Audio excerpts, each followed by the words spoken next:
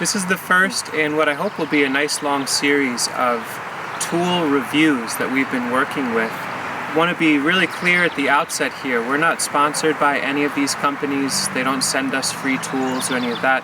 These are tools that we've invested in, worked with long enough to feel like they're really exciting, and we'll share with you the ones that we think are worth considering investing in. The first one I thought I'd talk about in this video is a 5-tine super stout gardening fork made by Rebel Garden Tools.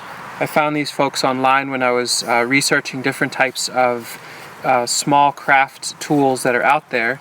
Not cheap, it was around $200, but this is made by people in Pennsylvania, small outfit, designed based on observations in nature and how it's really cool. You check out their website, they explain in more detail, but they have tools that mimic the woolly mammoth and other interesting creatures that do earthworking with their faces. At 7 pounds, it's not a light tool, but where this tool excels is it lives at the intersection between the power and ability to decompact soil that a broad fork carries and a little bit more of the nimbleness, the smallness, and the movability of a standard garden fork.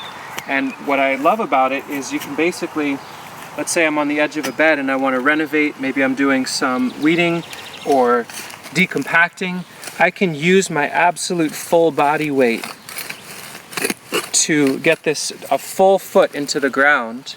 And just like a broad fork, I can use my body weight to lean it back. I absolutely don't have to worry about this stem bending on me. And yes, you can flip the soil if you want, you can do all that, or you can just simply use it as a decompaction tool and leave your soil profile in line. So you can see I can ride it down into the soil like a broad fork, but it's smaller so I can get into tighter spaces. So for weeding and or harvesting, it's a great tool. Once I pull back, I can reach over, do the work I need to do, access the plants, do the things. And at 7 pounds, it's absolutely a lot lighter than broad fork.